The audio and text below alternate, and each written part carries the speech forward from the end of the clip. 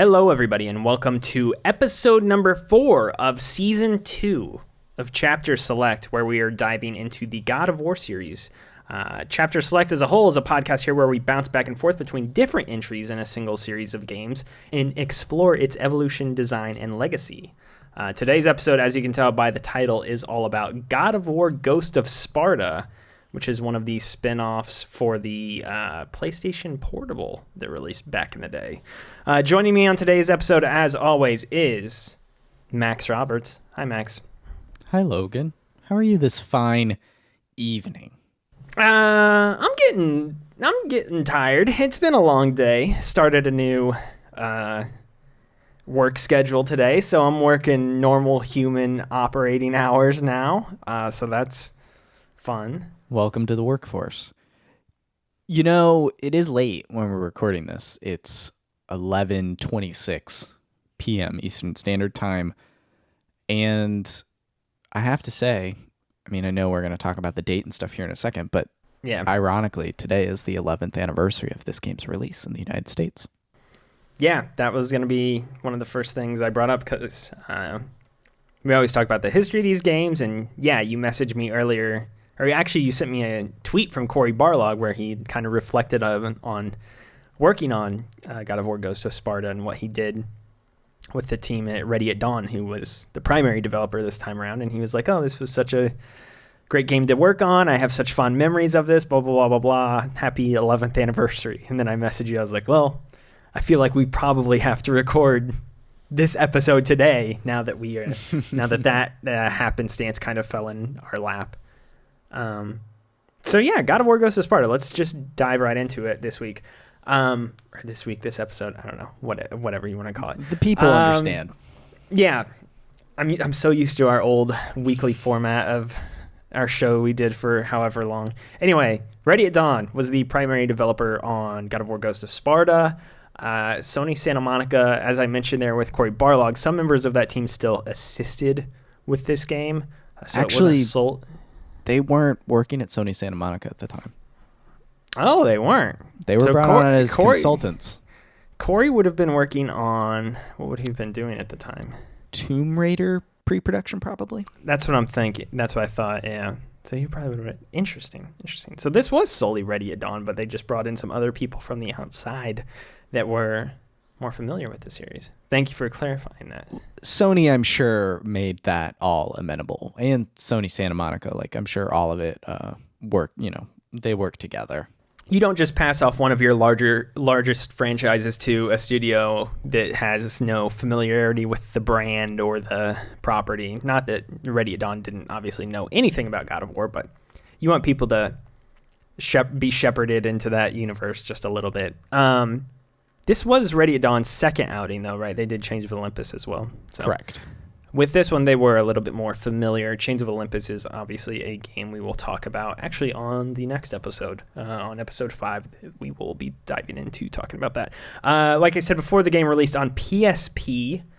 It came out on this date, which happens to be November 2nd, 2010. It came to the PlayStation 3 a little over a year later, or a little under a year later, I guess technically, on September 11th, 2011. Yeah, when this episode goes live, it will no longer be November 2nd, but it just happens to be the day we're recording it. The game director on the project was Dana Jan and Weerasuriya.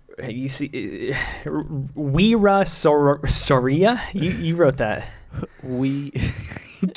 Now it's Weerasuriya. Yeah, the pronunciation you put in parentheses next to the name tripped me up more than the name I itself, just did it how it sounded in my head. I went back. I actually watched. Weerasuriya. I watched a panel discussion where they said his name, and I broke it up how, at least my brain could interpret it. This is by no means an official breakdown of pronunciation. Dana was the game director on the project, and Rue was the creative director. The producer was Mark Turndorf, like Ganondorf. Turndorf. One thing about Mark. I should have gone back and watched the credits. He was technically the director of production. But online, when I looked at the credits, I couldn't find a strict producer. at least from Ready at Dawn. So I put in... producer is kind of just a term for production. Right, that's why I put him in. It seemed to fit, but his Yeah. technical title was director of production. That's an interesting one. I don't think I've heard that one before, to be honest. And I write about people's job titles quite a bit. The combat lead was Derek Mulder. And then the music this time around was done by Gerard K. Marino, once again, and then Michael Reagan, the same composers from God of War 1. And then, as I mentioned before, Cory Barlog actually helped with the story on this game.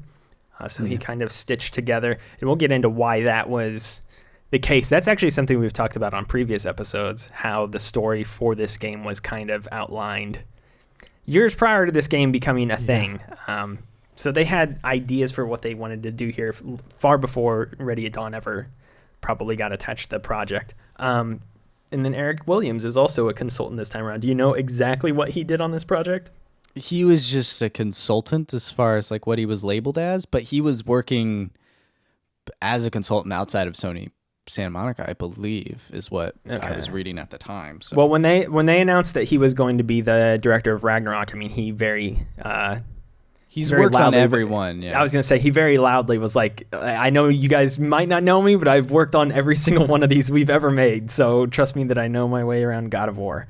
On Metacritic, it received an overall score of 86 out of 100, which is the lowest. Or it's not the lowest so far. Ascension is still the lowest so far of the 4 episodes we've done here. But that's solid, especially for a PSP game. User score is higher, even though user scores on Metacritic mean nothing, because I could go give this game a 0 out of 100 right now if I wanted to, because sure.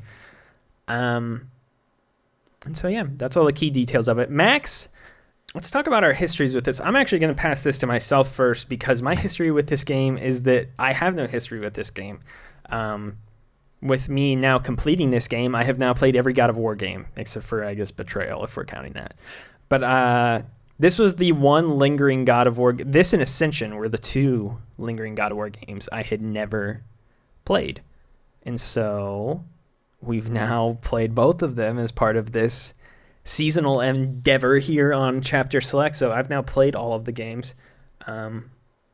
But yeah, that's basically all I have to really say. I remember seeing this game shown off at like E3 on TV one year, probably watching G4.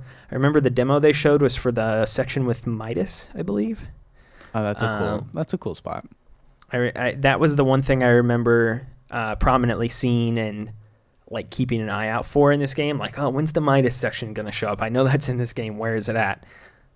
Surprise, it's like the back half. Yeah, I was keeping an eye out for quite a long time. And I thought it was a larger portion of the game, but it's really just kind of a 15 to 20 minute offshoot, honestly. But yeah, that's my history with the game. I had never played it before. I've obviously known about it for quite a long time, but just never got around to actually playing it. So what about yourself?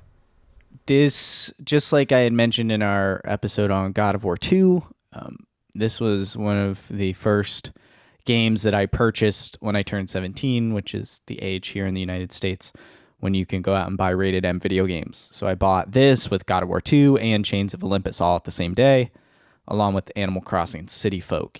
Really had that good wide spread there. It's like Doom Eternal and Animal Crossing New Horizons coming out on the same day last year. Yeah. Mm-hmm. So that's my like history as far as purchasing and stuff, and I obviously dove in and was playing all of those games at that time. I was really actually not too dissimilar to now with us playing all of these games for the show. I was definitely in the God of War zone, just playing and living and breathing all of these games. Around that time in, what is that? That would have been 2000. I think that would have been 2011, because was that when I turned 17? So 94. Yeah. 2011. Yeah. So this game probably had, well, if it was November 2010. Okay. Yes.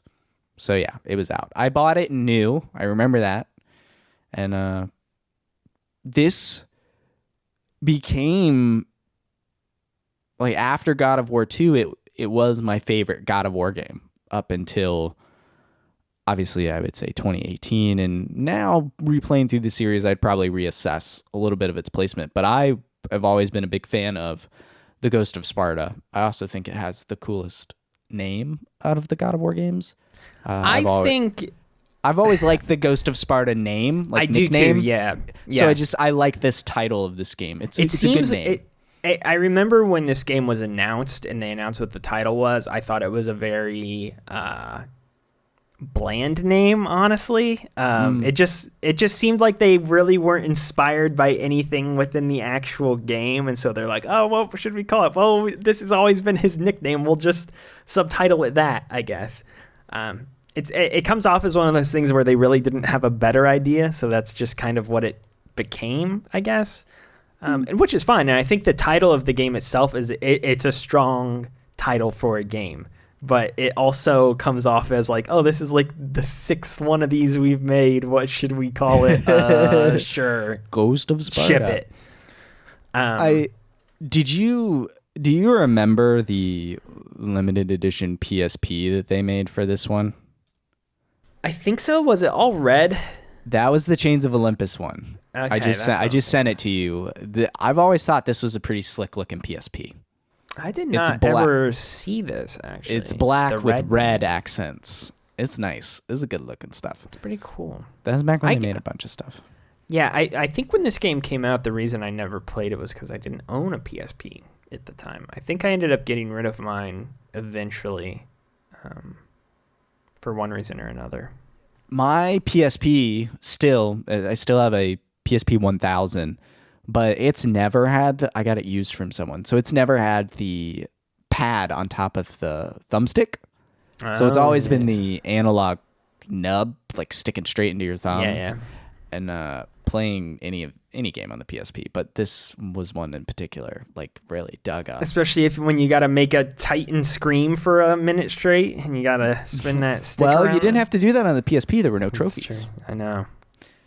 That's why the Vita's the superior Sony handheld, because there is trophies. Trophies are good. So, I mean, I wanted to ask you before we get into talking about the story and stuff, like what your general takeaways were when you kind of said that. So for myself, I guess as a first timer coming into this, and we've played all of these now, I think this is a very good game, actually. Yeah. I think part of that is because it feels really tight. This is a far tighter, more cohesive God of War experience than I think a lot of the other games are. Ascension feels too bloated, even though it's not really. Ascension's structure, I think, is to its detriment. It's not cohesive. It's chunky. Yeah. Yes. God of War 1 kind of strays in some areas that I know we talked about, and then God of War 2 is really large and expansive, and I think that's good. I think that's proper for that game, but it makes it feel. It definitely makes it feel more like a journey and like an elongated experience. This felt like I seriously think I played this game largely in 3 sittings, maybe. And it was just done, and that felt very nice. And part of that is just because I just didn't feel like I ever needed to put it down. Like, of all the games we've played so far, and again, part of this is probably because I have not played this one yet, so it was fresh. But the hours definitely melted off the clock when I played this game, more so than any of the others, which is both something to its credit and is something, and like I said, is surely due in part because I have not played it before and everything was fresh from the jump. But still, I think this game is actually quite good. It's quite solid, and yeah. I think a big part of that is it was constrained to a portable console, and so it had to be truncated down and laser focused on delivering the God of War experience, and not only just bringing that home console on the go, but also being bigger and better than its predecessor, Chains of Olympus, really pushing the PSP to its limits, which again I just think has leaned into the design of this game and makes it stand out as really one of the PSP's best, I think. It's certainly as far as big first-party budget titles, and then also just one of the best God of War games. Now, you and I did not play on the PSP, though. We both, well, you continued to use PS Now. PS Now again, yeah. For the PS3 port that we mentioned. Now that was done with Sony Santa Monica and Ready at Dawn porting the game to PS3. So that was actually a dual kind of effort there. Yeah. Did that get an individual release on PS3, or did it release as part of like that dual pack collection with that and Chains of Olympus? It was part of a dual pack, just like God of War 1 and God of War 2 was. But then later, they have I have the Saga collection. The Saga collection, which has all 5 except Ascension, because it came out before then. Yeah.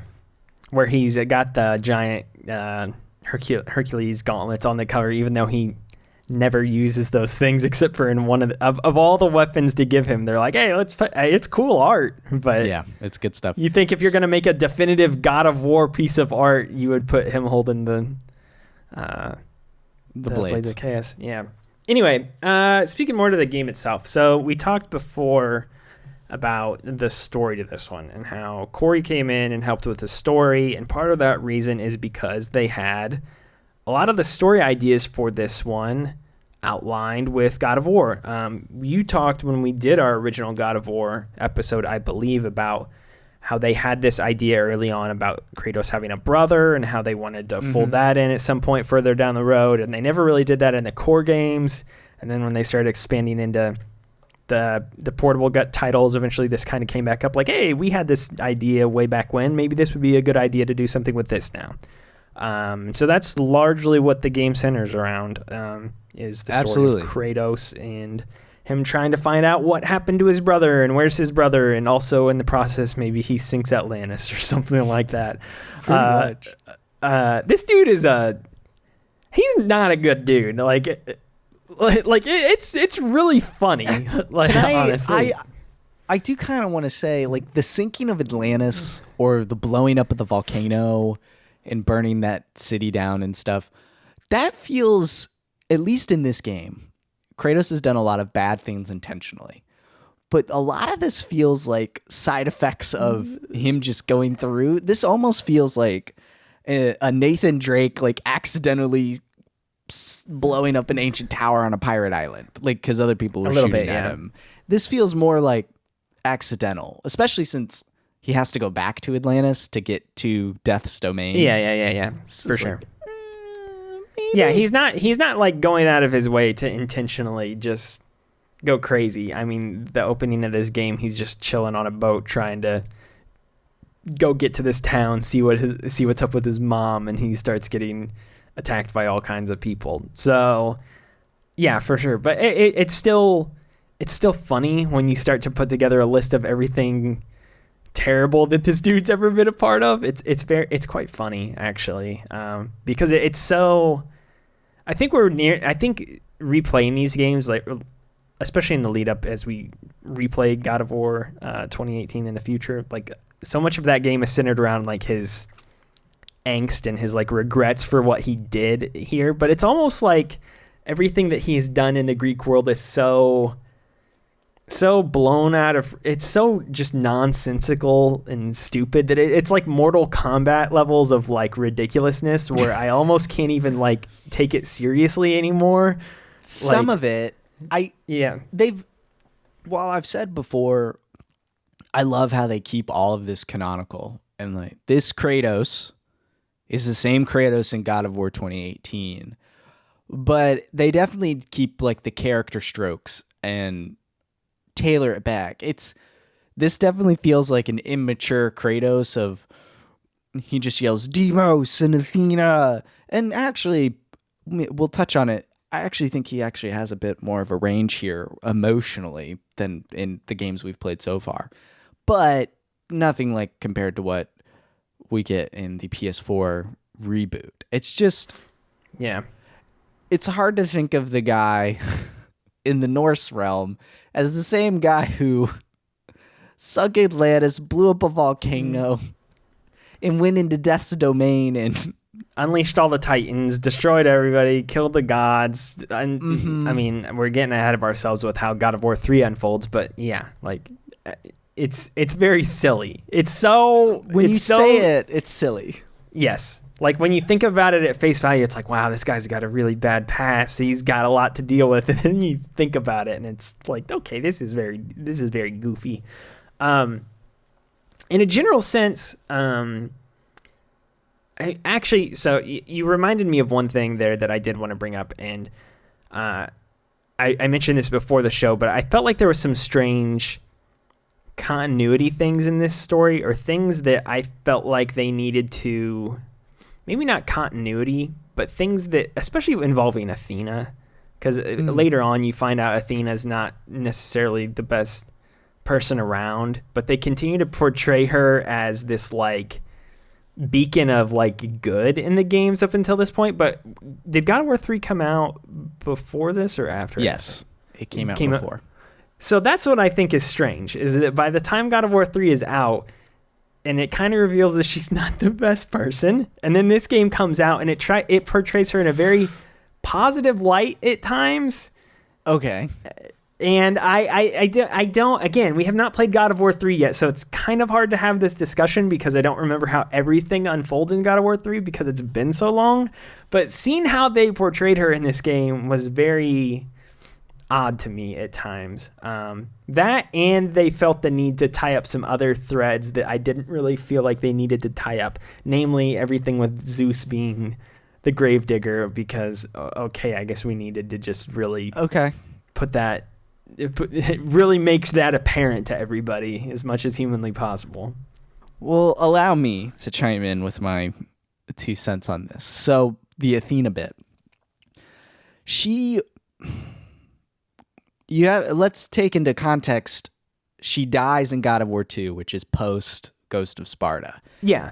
And when she doesn't plan on dying, this is not her plan, but when she does die, she enters an existence beyond the god, a higher power than Zeus. And then in God of War 3, when she becomes this ghostly, all-ruling god lady, that's when she's like, oh, well, I have more power here. I control the will of mankind. Through Pandora's box and all this stuff. So she really kind of becomes this evil in God of War 3. Now, she's still manipulative and pulls strings, and that's kind of what you see here in Ghost of Sparta, where she spares Kratos, her brother, which I guess also makes Deimos her brother. So, like, she spared him, and at the end, she's like, now you can become a god. So, like, she had aligned with Kratos to kill Ares, also her brother, very Greek through all of this. But she wanted Kratos to become the god of war. And so the side effect of this journey was that he had shed his mortal connections, his ties. And so she was trying to make him a god. And that comes to bite her in the butt later, obviously. But then she gets special powers. Well, and that's the thing with the end of the game, too. This is kind of a little bit separate from what we're talking about here, but like the final line of the game is her like calling him brother, and it's like, okay, like we know that we've known this for a little bit, like It was presented as almost like, oh, and here's a revelation for you to end this game, and it's like, yeah, okay, we knew this though. And then I don't know, there's some weird stuff. The stuff you mentioned about her with Deimos and them taking him away, and her being like, oh, I saved you, like. That stuff played a little strange, I guess. And I guess it'd be hard to go from God of War 3 to this and see those as being the same characters. You are right, though, that she doesn't get really bad until, she bites the dust, sort of, but she's still around in 3. Anyway, yes, we'll talk about that more when we get to 3. But really quick, the gravedigger bit, I think... Well, yes, it's Zeus in his gravedigger disguise again. Well, that was always the fan theory, and that was always like what fans thought and assumed, and like they kind of spell it out a little bit in the first game, not super explicitly, but it's hinted at. But now it's like, oh, hey, 10 years or however many years later, we need to make sure that you knew this was definitely Zeus. But I think it actually lends itself to the narrative and shows just how far the gods of Olympus and Thanatos, I suppose, are trying to prevent Kratos from finding out this truth, because they were worried that Deimos was this marked warrior that would bring down Olympus. So it it was interesting to see just how far, and I liked that having the Gravedigger, while a cool kind of fan service reference, tie-in, Easter egg thing, however you want to put it, it also does just show how far they were going to try and kill them. And even with the end credit scene where it shows there's one grave that remains, it's supposed to be for Kratos. And then I think they kind of really spell it out. If you grind out 1 million red orbs, you go into the Temple of Zeus, and in the basement is the Gravedigger's shovel. So it kind of ties. Which is also together. Just hilarious that Zeus, this all-powerful god of the gods, is like, oh, I'm gonna moonlight as this Gravedigger dude, but where will I hide my shovel afterwards? I'll put it under my statue. Yes. It's very, very, very silly. Yes, very, very silly. Last thing with the story. So what did you think about everything with Deimos and Kratos? If you had asked me back in 2011 when I played it, I would be like, this is awesome. I'm a sucker for prequels. I always have been. I love anything that fills in context. So prequel, check. Oh, really cool looking brother. Just like the glowy scar and the beard, and check.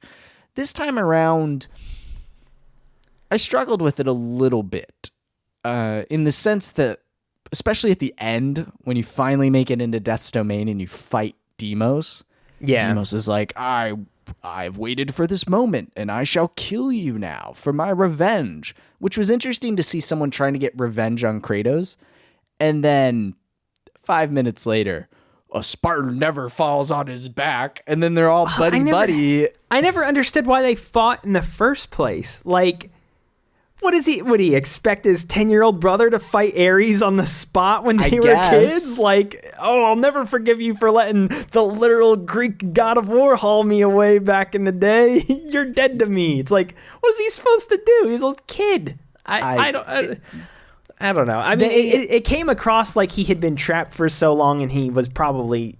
The way it came across was that he was mentally not really there any longer. That was kind of how I explained it to myself. Because at face value, it doesn't make a whole lot of sense. Like, you would think he would be trapped there, and he'd see his brother and be like, dear God, you didn't forget about me after all these years. My brother's here.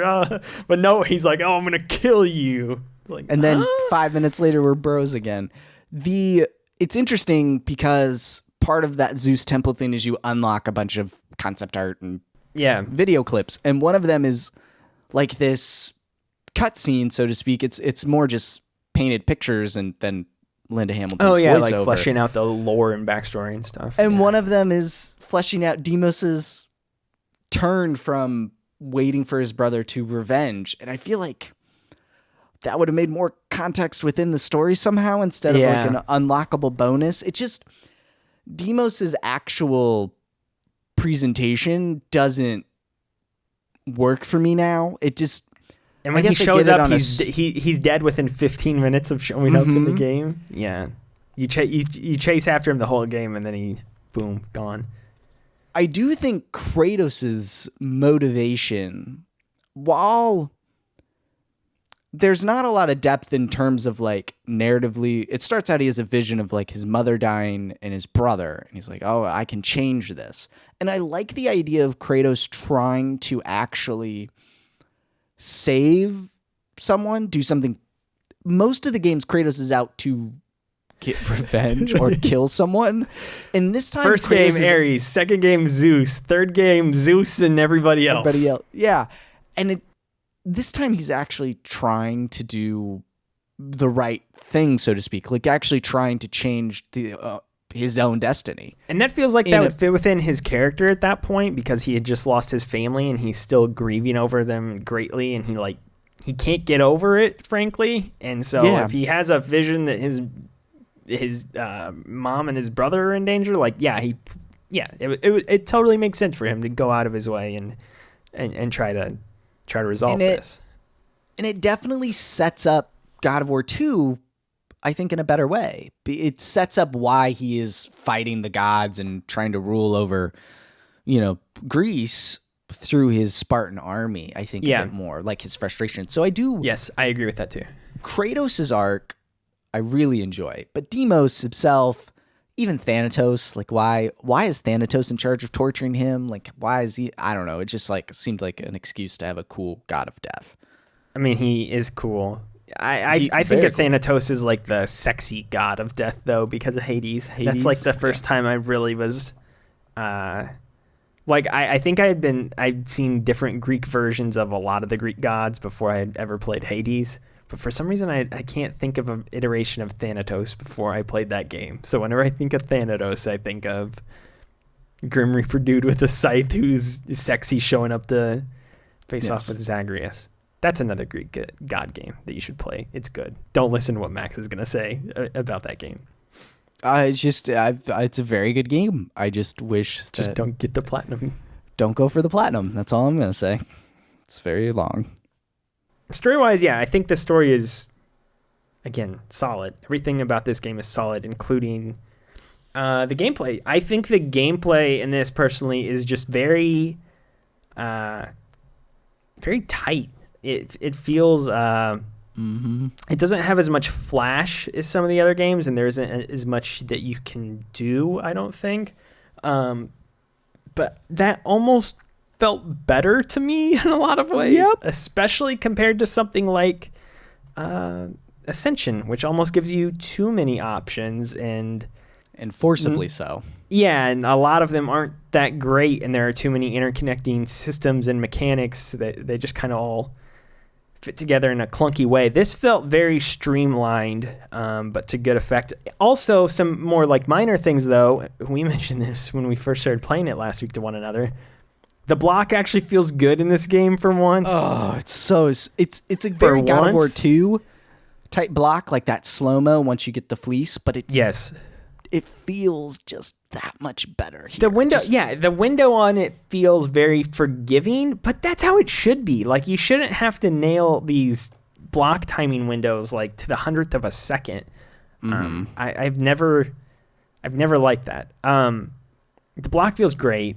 The rolling, not so much. The rolling feels like a step back compared to the other ones, I think, for sure. Part of that is probably because the PSP doesn't have a right stick to roll with. I don't know if that is the excuse, but I know it's you part can't of it. Do you know how you do it on the PSP? You hold L1R1 and a move. Yeah. So I totally agree. I think, again, it's this constraint of the PSP and being a portable game. So the design of keeping players engaged for shorter periods of time while they're on the bus, in the car, out and about, whatever. It's just tight and focused, and it gives you just enough options and diversity to really kind of play how you want without overwhelming you.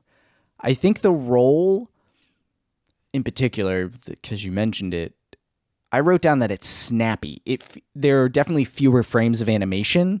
Like, you roll and Kratos is already horizontal to the ground. Like, there's less lead time into the animation, so it makes you snappier, but it almost has a Ascension like slowness on the back end of it, where when you roll, you can't immediately get back out of it or roll again.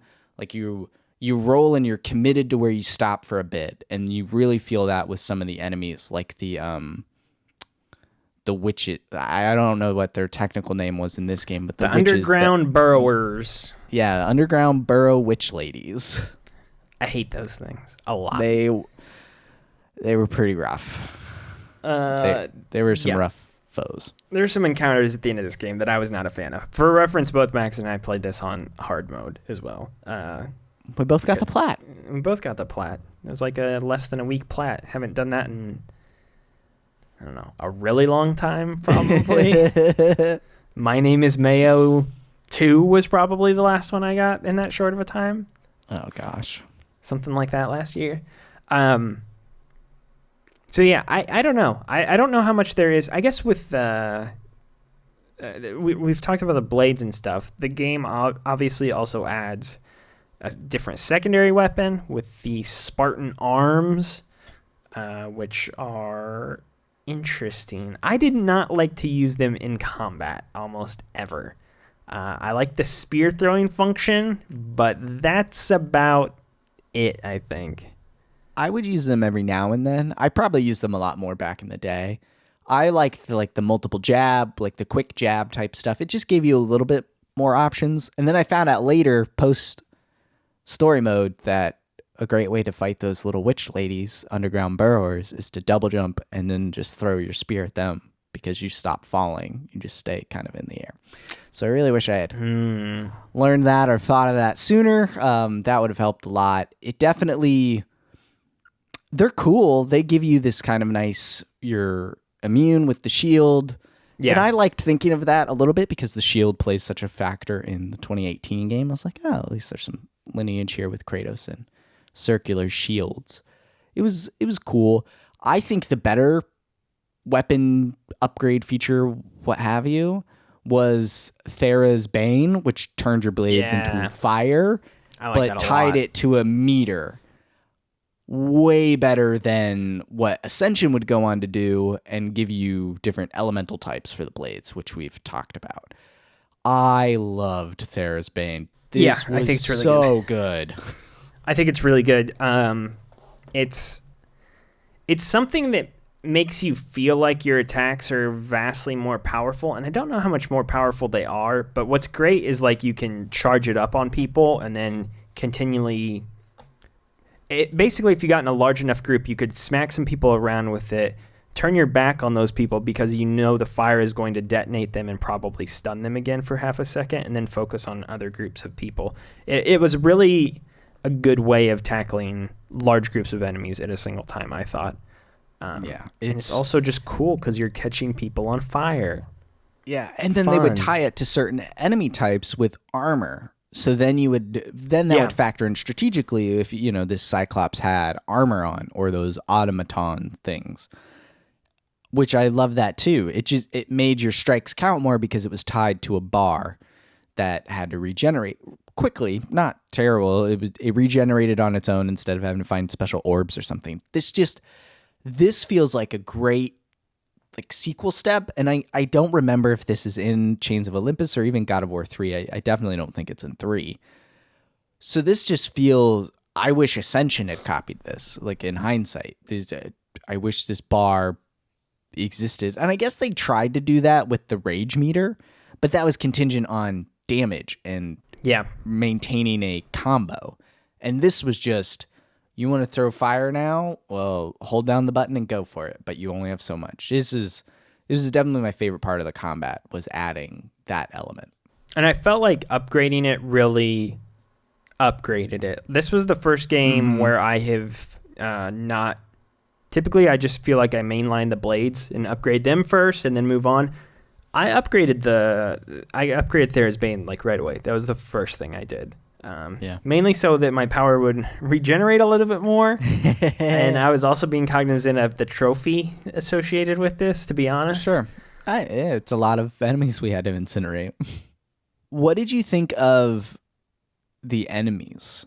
Because there weren't a lot of boss fights, which is somewhat understandable being a PSP game.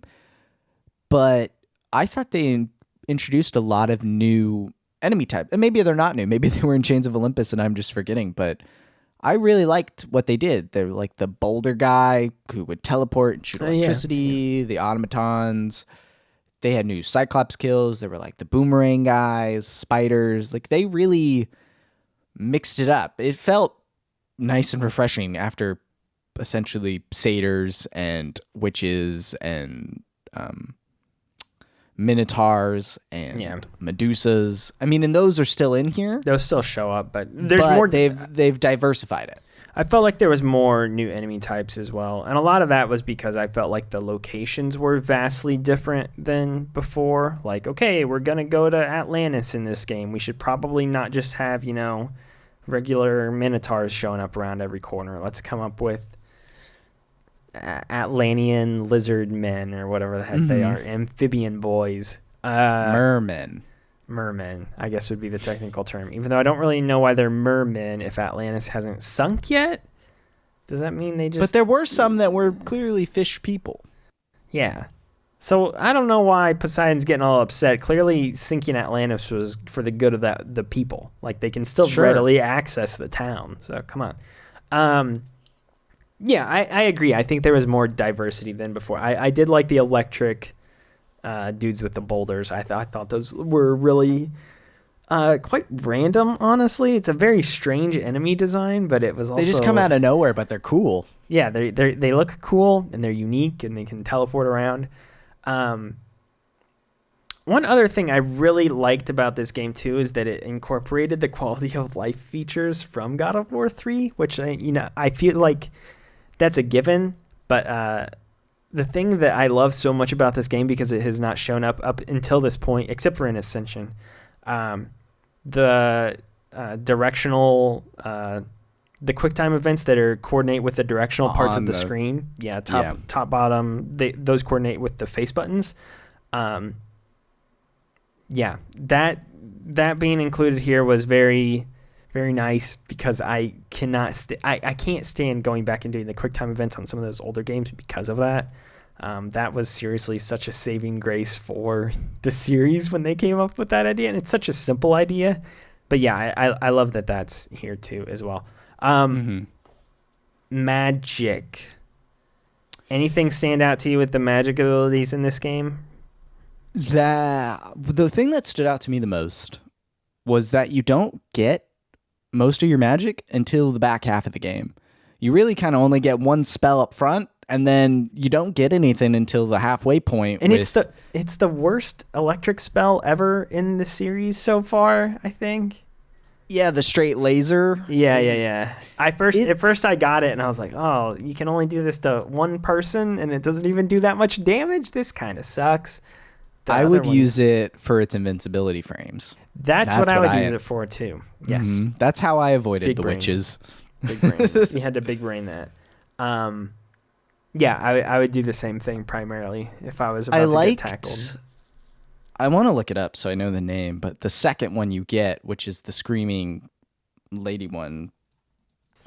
Yeah. But the little orb would go around, and not only did it follow enemies and kind of group them together, which is already powerful, but it would also, at least the first time you used it against an enemy, take some health from them. And on hard mode, that was actually kind of a saving grace in a few fights, where you would... The Scourge of Aranis... You can say it in your head, but when you have to say it out loud, it sounds weird. So, but the Scourge magic, where it would just release this orb that kind of sucked them in and stuff and gave you a little bit of health. And then there was the Horn of Boreas. Borealis? It's not Borealis. It's Boreas. Anyway, in my head it's always Borealis, but I've added letters. And that was fun. I've used that once, maybe. I don't know. Wasn't a lot of magic, but I would take that in favor of the Thera's Bane fire stuff any day. Yeah, I liked the one I forget what it's called already. The second one you get. The Scourge. We'll just call it the Scourge.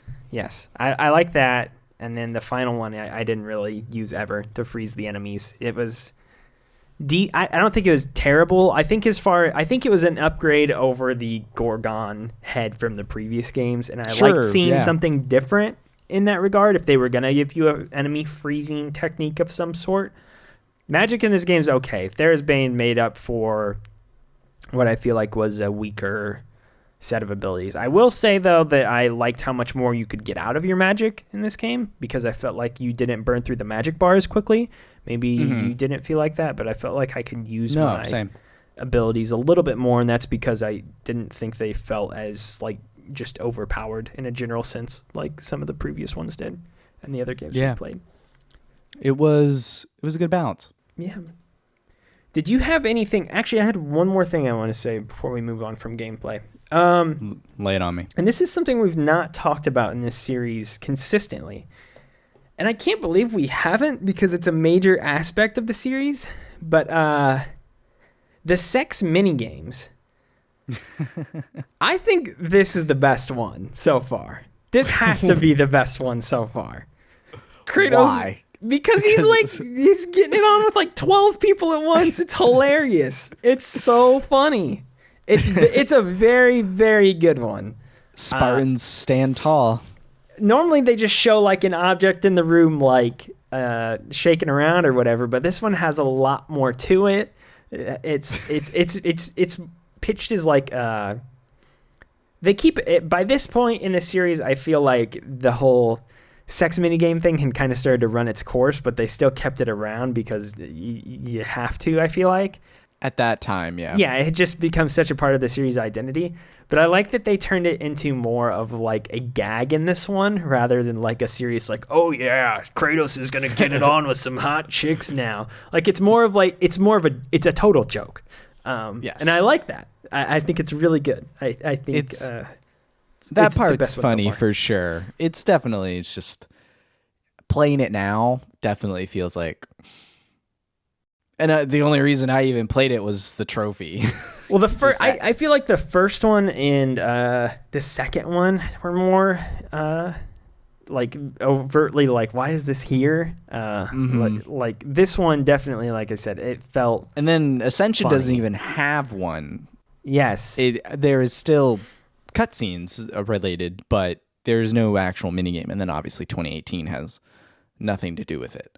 That's because Atreus was conceived by minigames, so. Gee whiz. So he doesn't need to do it anymore. Music. This is the one thing I know we keep coming back to. Anything this time around? I actually have things to say. Okay. Not a specific song, but Logan, I may be crazy. Maybe we've played so many and they all sound the same and like I finally have cracked. But they used like different instruments this time, and I think you're right. There were horns. Like I felt this music was very. You used a lot of horns and strings. It was moody and it stood out in a different way, but they still tied in those older themes and stuff. But they didn't tie it in very blatantly either. Yeah, it wasn't the Ascension. Yes, where they were just like, hey, let's recycle the main like God of War theme as much as humanly possible. It felt different. It had a different vibe to it. I definitely was trying to pay more attention to it this time around. It had a somber, like melancholy kind of feel, and I think that tied in a lot with the plot and themes and stuff. And I mentioned, it wasn't on the God of War 2 episode, it was in our Ascension, but like that Marvel Symphonic Universe video from Every Frame a Painting, but just this idea of music matching what you see on screen, but not eliciting some sort of like, I could hum you a song from Ghost of Sparta, that I can't do that. But it matches Kratos' mood and the environments, like the constant rain in Atlantis or the eruption of the volcano or even returning to Sparta. All of this was matched really well with the music, and I loved the use of strings and horns here. It actually stood out as something different but familiar, and I really enjoyed that. Yeah, like I was saying, I was trying to pay more attention to it this time around so we would have more to talk about with it, but it was more just naturally standing out to me as being much different than the other ones we had played. And like you said, it had those like somber undertones to it. I agree with that. I think that's a good way to describe it, I believe. Yeah, it's good. It's good stuff, and it lends itself again to this title just being really strong package all put together. They possibly could have been limited by the PSP and how it outputs sound, or it could have been enhanced by it since these were disc-based games, So maybe that actually lended itself to create a better experience in this space. So when let's talk about the visuals, and I'm going to pitch you on my thoughts here, and I want to know if I'm crazy or not. Is this the best looking one we've played so far? Like, it absolutely is. Yeah. It's even better than Ascension, though, which is the weird thing. Ascension looks gross, man. That game is muddy, and it's weird because that came out the last year of the PS3, and it came out next to The Last of Us, which was a fantastic looking game on the PlayStation 3. That game is just very ugly, terrible to look at in hindsight. Like, I hate that game's visual style.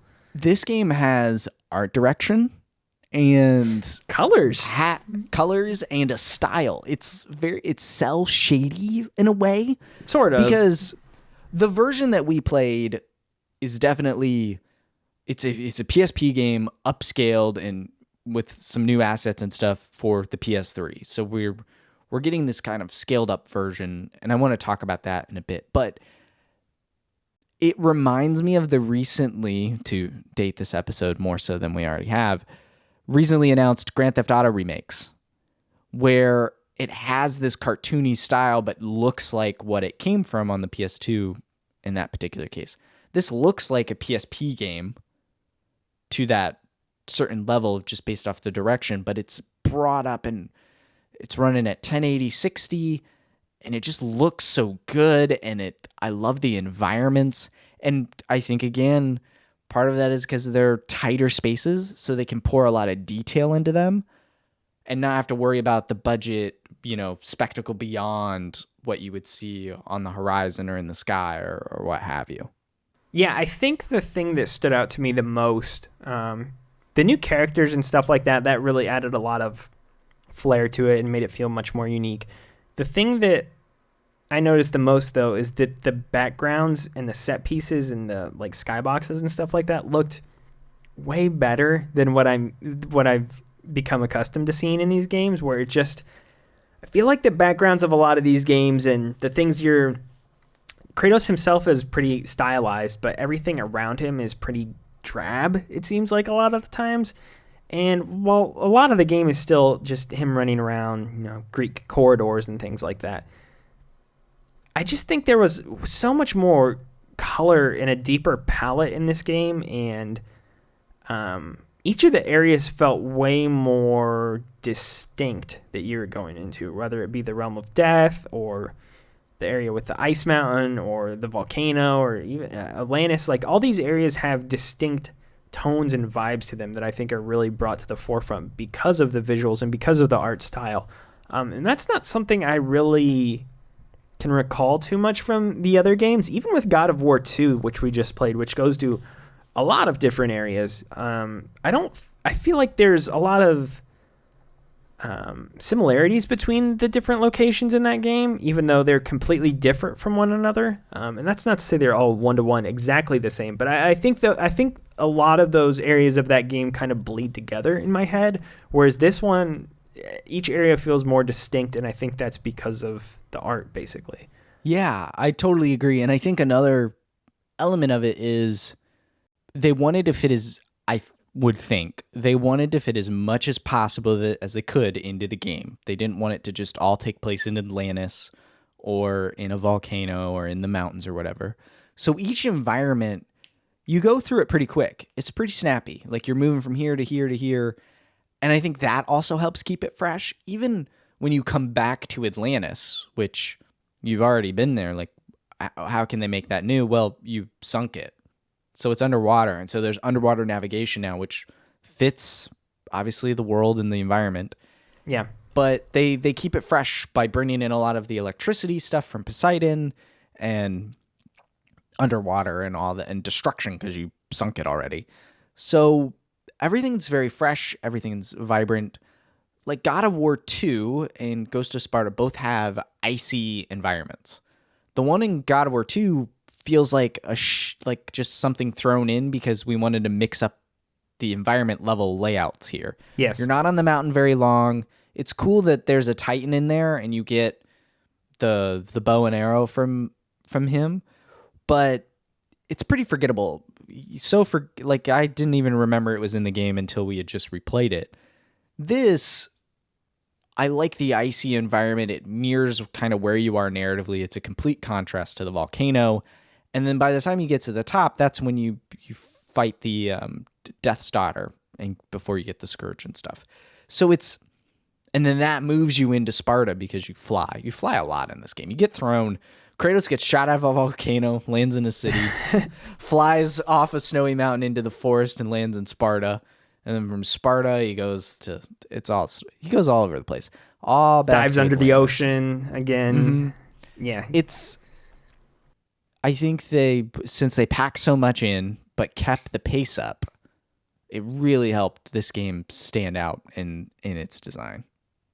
The other thing that I know I did that you did not do, because A, I'm crazy, and B, I have all of this stuff Yeah, readily for some accessible. reason. I already know what you're going to say here. Yeah. So this game is one of two. Chains of Olympus is the other. God of War games that support 3D, like 3D glasses 3D. Tried that out today for a bit. Actually really cool and immersive. It's the kind of 3D that you would have seen on a 3DS where it just adds depth to the environment. It's not, oh, look at me, I'm throwing stuff out at your face like Shark Boy and Lava Girl or something. I just kind of played the opening level through the first phase with the Scylla, giant lizard. And it just was cool to see the boat and the rain falling and all that stuff. That was actually a nice touch. And it didn't impact the frame rate to my eye to a level that was so severe that it just chopped it down and was miserable. I thought actually enhanced my experience. So I was pretty happy to see that and play it. I don't think I will play... Actually, I know I won't play Chains of Olympus like that because I can't capture the 3D footage, so I need to play it in 2D. But it was a nice touch, and for something that's not done now, no one makes 3D games. It's interesting to see. And then I also booted up the PSP version on my Vita TV, both at 2x scale like the Vita does, and then just at 1x. And I think this emphasized a note that I wrote earlier on in my playthrough on the PS3, like, how did this run on the PSP? And I was like, well, this is the PS3 version, how much of this is actually polished up? The PSP version definitely is more pixelated and like kind of chunky, blocky-ish, but it's that art direction that you and I were talking about that really helps elevate it, and it looks great. Considering the hardware and the time and what you would have been seeing and playing it on, this is awesome. And it holds up well to this day because of art direction. And that's why something like Ascension, which had this very pale and washed out and tried to be realistic but wasn't quite realistic look, Ascension has aged worse, and it's a younger game. And Ghost of Sparta still stands out because it has that art direction and looks so good and was designed for a very, very tiny screen. And even when you blow it up and throw it on a PS3, it still looks good. So I'm going to do something here that I wasn't planning on doing, but Plot twist. But this is interesting, and I feel like I have to throw this in there just because we're recording this episode, and it's very strange that this was mentioned at this exact moment. But as we've been recording this podcast, Cory Barlog actually tweeted about this game quite extensively. Like, he had like a deep thread about this game. Basically, there's nothing about the game very much said, but basically he talks about how when he was writing this game, he had it all written and it was basically done, and his house got broken into and all of his electronics in his house were stolen. And this game was being made before the cloud or before anything like that. And he basically had to rewrite the entire game from memory based on some note cards that he had in about a week. He goes on to say he goes on to say that he ended up getting everything back, but he later on, but it still didn't keep him from having to write the whole game basically again. And he says he did it all in about 2 sessions. No. So that's very interesting, and I feel like I just needed to throw that in there because I had Twitter pulled up on the side, and I saw that he tweeted out of curiosity, and as you would just by pure happenstance, he was talking about this game. I thought that would be fun to throw in there as a little nugget at the end of this episode just for fun. Wow. The link to the start of this thread will be in the show notes. I'm like reading this as you're describing it. Wow, this is awesome. And he says that it was a better draft than the one that got stolen. So thank you, burglars somewhere. Thank you, burglars, whoever did that. Kind of cool that he would tweet that out at the very end of the day of the anniversary, but it's nice. Yeah. To see. Cool. Thanks, Logan. For sure. On that note from Cory, I think that's it for this episode, though. Did you have anything else you wanted to chime in about related to God of War Ghost of Sparta? The only real thing I had left that I wanted to touch on was a little legacy focused, and I feel like people do look back on this fondly. The online discussion around this game is generally very positive. It's one of the favorite God of War games. I feel pretty confident in saying that. But in this new era of God of War, it's easy to forget about the PSP spin-off games. I even saw a tweet the other day, or not the other day, maybe it was a few months or so ago. Someone was like, bring Deimos back in the new games. And I think Cory responded and said, I feel like the end of Ghost of Sparta made it pretty clear what happened to Deimos. So, whatever. Where was he buried? Was he buried in the realm of death, specifically there at the end? They just walk up those stairs. Because he just walks up the stairs and then just, oh, hey. And then there's a portal to Olympus, like the end of God of War 1. Yeah. But I think the interesting thing to take away, besides Cory writing this story in 2 days due to burglary, is that Cory did write the story for this one, which was one of the last games before 2018, and that Eric Williams, the director on Ragnarok, was a consultant. And I'm not saying that this Ghost of Sparta is going to lead into Ragnarok in any way. The hands that touch and shape this stuff from Sony Santa Monica and Ready at Dawn, I do think is interesting to consider looking forward. And it's nice to know that there's like a little lineage through you can connect each game, not just narratively or gameplay wise, but from the people that actually made these games. And even when it was put to a new studio for different hardware, the people behind the original stuff were still there in some capacity, and it could maintain the spirit while providing something new for the franchise and players. Good note to end on. Yeah, I don't have anything else to say about that. I don't believe Deimos will be showing up in Ragnarok, but no. The only thing I would like, again, kind of fan service-y, if he maybe just mentioned it, like, oh, I had a brother. That'd be fun. Something. Yeah. Now, he also never mentioned he had a wife or child previously, though, did he? No, not to Atreus. I think it's one of those things that feels forced, almost like when Naughty Dog mentioned that they tried to maybe get Ellie to go to Bill's town or have Bill meet them in Last of Us Part 2, and it was just like, this feels incredibly forced. Like, this doesn't, or maybe it was like have a note from Ish somewhere out west. That was another thing. Yeah. It was like, nah, this just doesn't make sense. So I don't really know how they could bring that stuff into the new era, but I wouldn't mind finding like a note or something that mentioned Deimos. That would be kind of cool. So you've mentioned this before, but Cory had his hands on every entry in this series in some capacity, and that's going to be true on Ragnarok as well, right? Did he have his hands on every other game, including like Chains of Olympus and things like that as well?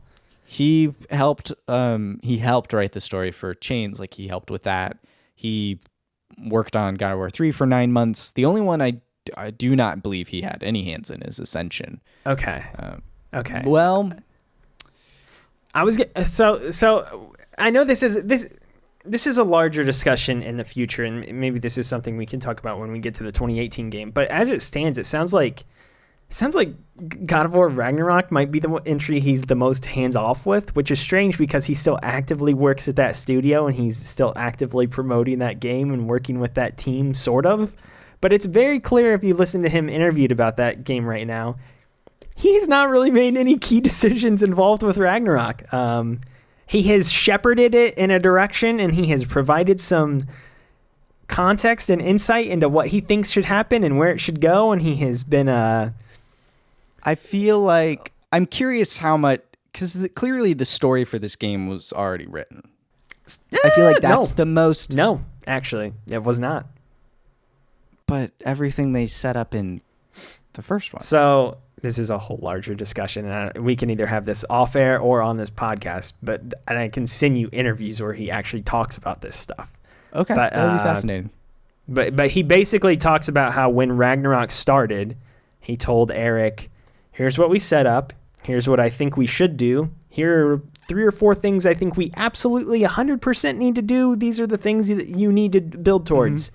Everything else, though, here's what I would do, but you don't have to do any of this." And so and that's in tradition with the rest of the God of War series. Each game has had a different director, with the exception of 2018 bringing back Cory. But from God of War 1 to God of War 2, Jaffe passed the reins on, and there were some ties. Jaffe was helping guide it, but it was Cory's vision in game. And the same thing, Cory started God of War 3, but then they handed it off to Stig, and then so on and so forth. So even with Chains of Olympus being, Rue was the director there, and then he came in as creative director for Ghost of Sparta and let Dana be the game director. So it's even at Ready at Dawn, there's this lineage of having someone new at the helm.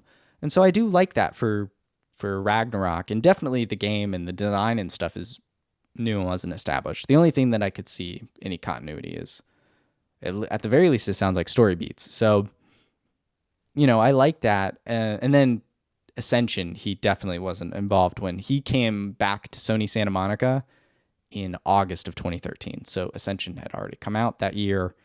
And so the only one he wasn't involved with was Ascension. Okay. Interesting.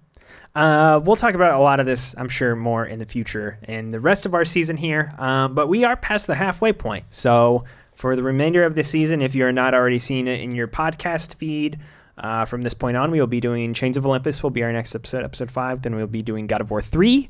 And then we will wrap up on God of War 2018 to end this season. So halfway done. Feeling good. I'm glad we knocked this one out quickly on our end, at least. I know people don't see how this stuff is made behind the scenes, but we recorded our last episode less than a week ago, I think, and then now we've done this. We recorded it a week ago tonight. We're week. So we're in the zone now with this. That's fun. Anyway, as always with the show, if you want to keep following us along, subscribe in your podcast feed and all that good stuff. That helps us out a whole bunch. You can also follow us over on Twitter at Chapter Select. You can follow Max and myself on Twitter as well. Max is at MaxRoberts143, and I am at Moreman12. The website, do we have a website URL? Is it just chapterselect.com? It is, sir. Okay. Chapterselect.com. If you want more on God of War specifically, you can go to chapterselect.com/season2. There you go. I knew we had a website, but I didn't know what the domain was necessarily. So I forgot. Thankfully, it's the one that makes sense. That's just like the Twitter handle. That's probably a good thing. Anyway, that's it for Ghost of Sparta. We will see you back here next time to finish up talking about the portable adventures of Kratos with Chains of Olympus. But until then, have a good day, evening, morning, whatever time it might be where you're at, and we will see you back here next time. Bye. Rest in peace, God of War betrayal. Chapter Select is a Max Frequency production. This episode was research, produced, and edited by me, Max Roberts. Season 2 is hosted by Logan Moore and myself, and it's all about God of War. For more on this season, go to chapterselect.com/season2. To check out previous seasons, go to chapterselect.com.